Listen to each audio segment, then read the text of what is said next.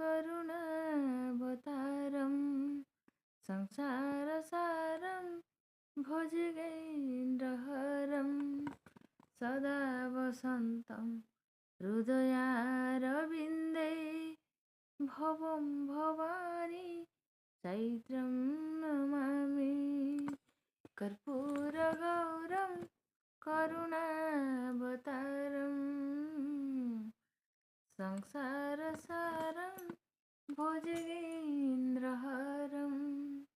सदा वसन्तं हृदयारविन्दे भवं भवानी चैत्रं नमामि कर्पूरगौरं करुणावतारं